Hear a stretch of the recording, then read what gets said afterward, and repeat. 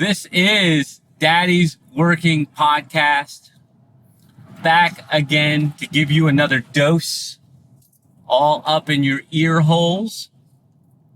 This is the long promised, long awaited. I know you guys have been hanging out, waiting for me to talk about this 75 hard thing. I've mentioned it on previous shows, and I'm about 40 or so days into the challenge now, and it's not at all what I expected.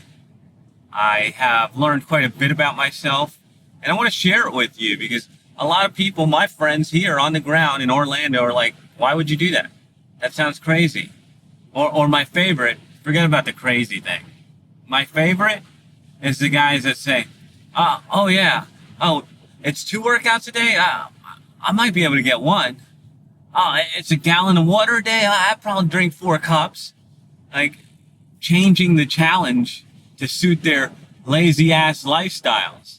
That's not what this is about. And this is why I fell in love with the idea when I first heard it on MFCEO podcast, Andy Frisella. I don't listen to the show.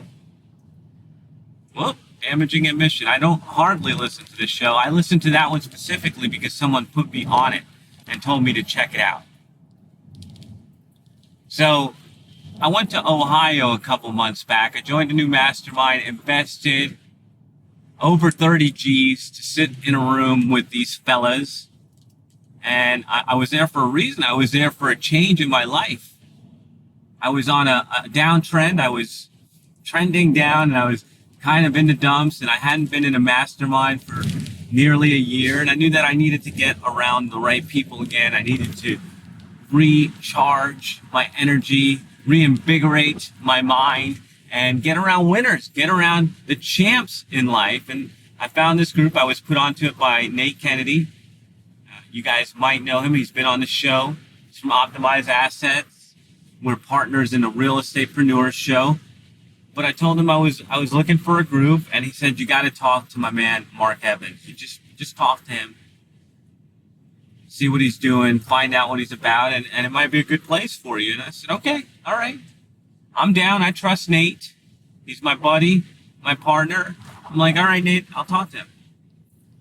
And in a 30-minute call with the fella, I thought, yeah, this is the kind of person I want to be around. This guy's a champ. This guy's doing amazing things, and I love the vibe. I love the way he is, and I want to be like that when I grow up. So it took me a minute to wrap my head around the 30K, but it's not like I haven't done that before. Of course, I had to talk to Cupcake a little bit about it, and that was like walking on eggshells for a few weeks when I say, hey, I'm going to invest 30K in this. And she feels like she has no say, but it's natural that she's not the risk taker in our family. I am. So I'm down to do these things, and she's down for safety, and that's cool. That's how we balance each other out. But I told her, well, I didn't tell her. I worked with her. I worked her through it on why we needed this. And she begrudgingly agreed.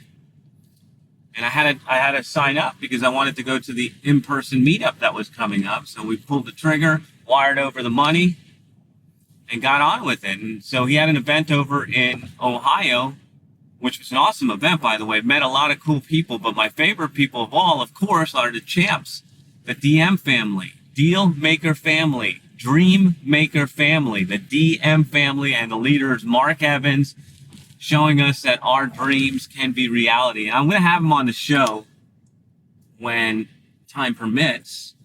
But I went up to Ohio, and I met the DM family. I met the champs. And one of the first lessons I got while I was there, like I told you, I was feeling down.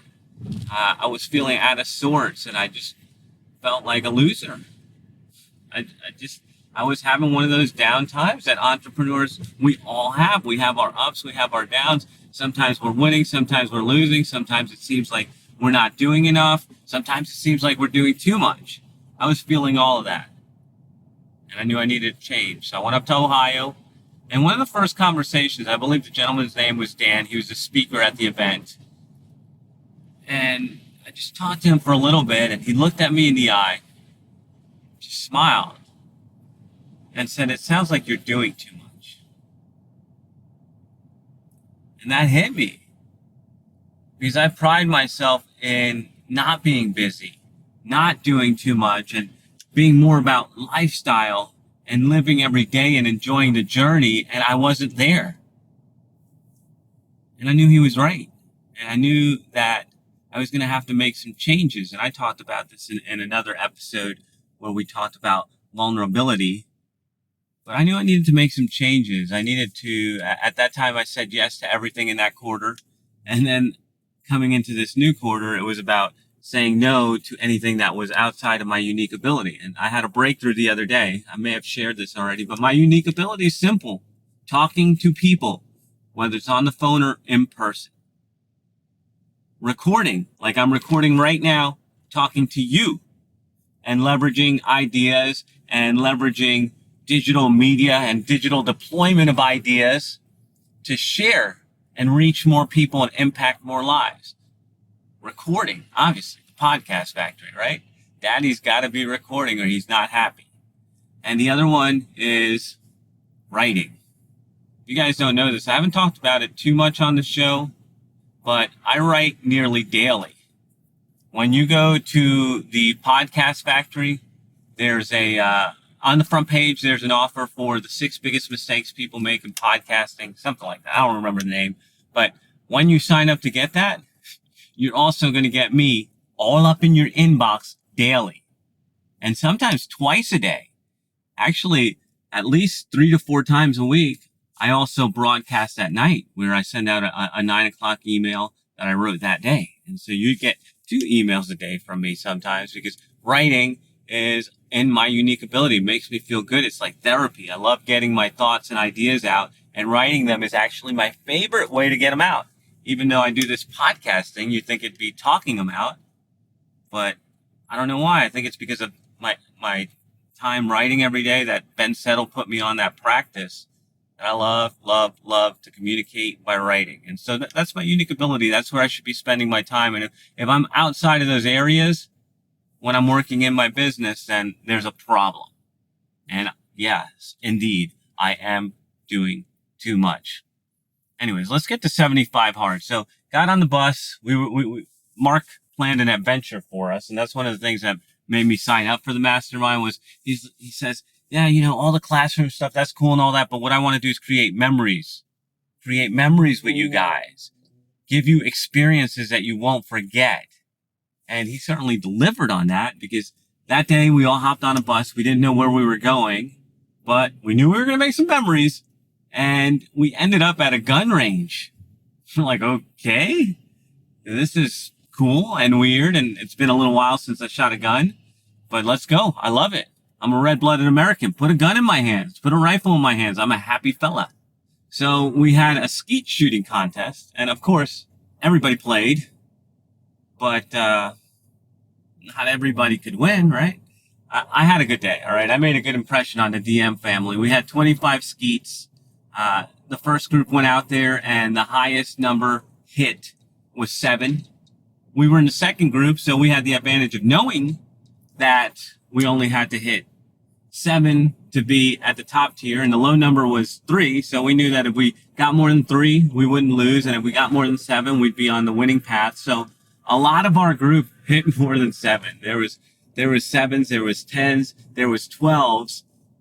There was one guy who surprised everybody, and a guy who really hadn't handled shotguns too much, and definitely not really done much skeet shooting. But he ended up with 14. 14 of them, over half. Everybody heard that and they're like, damn, who was that? Shooting him up. Shooter McGavin up in here. You know who it was, don't you? Daddy's competitive. And you give me some numbers to shoot for in a group to do it in, and I'm gonna go to win. And I did. I hit 14 that day. Pretty proud. I got a little crown and like a trophy and all that. And it was just good fun. Good fun. Definitely a memory. And I love making that big impression on the gang. But yeah. So anyways, on the bus, on the way there, I met Ray Gonzalez. He's been on the show. You heard him, both on board. And he told me about this fitness challenge, 75 hard. you got to listen to the show. You got to hear this challenge, change my life. And I was looking for something different. I didn't know what it was. And at that moment, I said, this sounds cool. I'm going to look it up when I get home and do a little research and see if this is what I've been looking for. And sure enough, it was. And there's a reason for it. See, I listened to the show. You can look it up. Just type 75 hard and you'll find his podcast by that title where he lays everything out. But it goes like this. No alcohol for 75 days. It's a 75-day challenge. No alcohol, 75 days. I needed a break from drinking anyways, so that was cool. Drink a gallon of water each day. Something I haven't done and has proven to be quite difficult sometimes if you're not intentional about it. Pick a meal plan, some kind of eating plan. I'd already been doing intermittent fasting, so I had to pick something new. And I went with keto. Actually, Cupcake found that for me because she's looking at different diets and she says, well, this isn't totally different than what we eat. So this might be a good choice. And thank goodness she found that for me because I don't know. That was already hard. I couldn't do some of these other diets. And I've never really dieted in my life, so I didn't realize how hard that was going to be. And even today, right now, 40 days in, I don't enjoy my food. I eat because I have to, and I eat to hit my macros. So that's a totally different thing. Before I ate things I loved and ate pastries and ate chocolate and ate candies. I'm a candy freak. Candies and cookies, hell yeah. Had to get off the carbs, and that was painful. I mean, my keto diet is extreme. It's I only get, so the breakdown is 75% fats, healthy fats, 23% protein, and I'm supposed to be eating 2% carbs, which is so freaking hard because most days that ends up being like 9 to 13 grams of carbs in a day. And go look at the packages of any foods, anything you eat with carbs in it, at 9 to 13 grams, you're going to get that like a cracker. And that had to be one of the hardest things. Work out twice a day, once indoor, once outdoors. And so here's what I'm going to tell you. If you're going to try this, get an app called Chronometer. It's an orange app. I've been using it. It's awesome. Chronometer. You put in your macros. You put in everything you're eating. You log everything, and it keeps track of it for you. But the reason I'm telling you about this, because I wouldn't have figured this out without the app, was first day out, I went running. I'm like, yeah, I'm going to go running. I feel good. I'm on a new program. And second day out and third day out, I did a little bit of running. But what I realized using the Chronometer app was that when you go exercise, and depending on the intensity of your exercise, you're going to need more calories. So eating clean and trying to get high calories, oh my God, it's disgusting. Seriously, I gag a little bit thinking about how much avocado I had to eat to try to hit my numbers, because it was telling me I needed 3,500 calories, and I don't know how to get that without eating like 6 chicken breasts and 2 avocados and a dozen eggs. I don't know. It was gross, and I couldn't do it, and it was messing with my head. So that's a little mistake I made and a lesson for you. So yeah, eat a good diet, exercise twice a day, once indoors, once outdoors, which can be challenging. Drink that gallon of water, which is also challenging. Be on a meal plan. Read 10 pages of a business self-development book each day, which that one was easy. And take a picture. And the reason for the picture is because that's kind of the proof where you start seeing results, because you don't necessarily see the results in the beginning, but if you have this log of pictures, if you've documented the journey, then you can see the changes in your body. And so that's just like a compass to let you know you're moving in the right direction. Like right now, as I'm speaking to you, I've lost 10 pounds, lost 4.5 or 5% body fat. And I'm not working out for gym muscles. I keep it light because I don't want to have to eat that many calories. So in the morning, a 3-mile walk. And at night, it might be another walk, or it might be really working on mobility, yoga, stretching, that kind of thing, because I just want to be limber and strong in useful and practical way, because I just don't find gym muscles to be practical. I want to be more flexible at my age. And so that's how I do it. That's how I keep the impact light. And that's how I keep my calorie need to around 2,500 to 2,800, which is manageable. Because when I was hitting those 3,500 days, I couldn't eat enough to cover, and I was losing weight very quickly. So yeah, you might think that this is a physical challenge, and in some ways it is. But what really attracted me to it was when Andy was describing it on his show as a mental toughness challenge.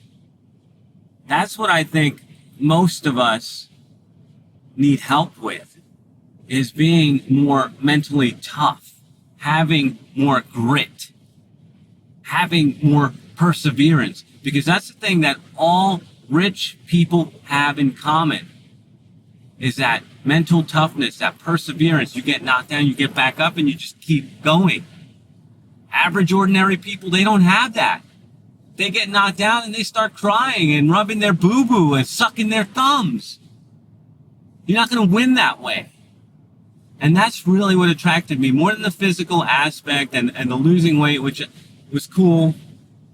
It's that mental toughness of saying, yeah, I have to work out twice today. Like last night, I had to be at the office late. I was recording at the studio, and I had to be at the office late.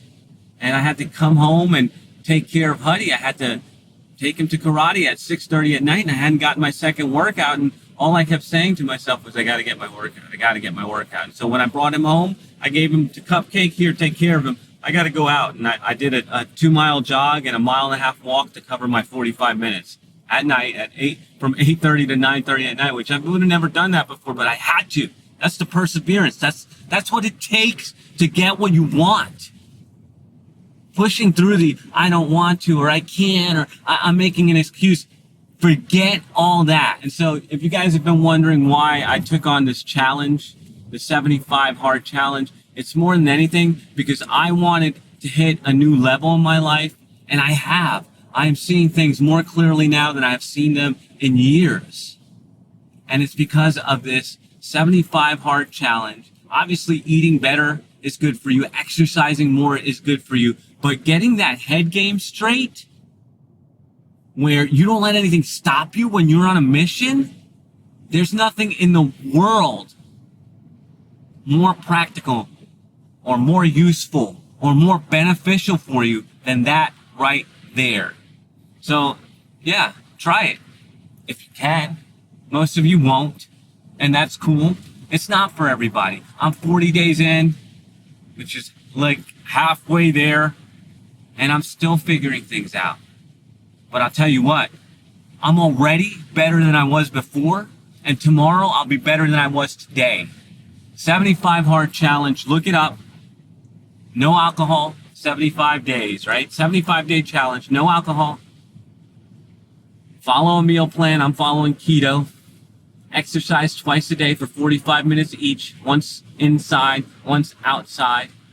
Read 10 pages of a business or personal development book, and take a progress pic every day. Will change your life, guaranteed, if you stick to it. That's all I've got for you today. Make sure to subscribe to the show if you haven't already. Even if you're digging these shows, even if I'm in the car, as you guys know, I'm sure you can hear it. I'm in the truck, moving at about 80 miles an hour. But if you're digging this, if you're picking up what I'm laying down, then go subscribe to the show. Leave a review. Tell me what you like. Tell me what you hate. Give me a rating, 5 stars. Let me know that you're out there. I want to connect with you guys. I want to know that I am impacting you. I want to know that you are taking something away from this show. Tell me about it. Tell me about it. And I'll see you on the next one. This is thepodcastfactory.com.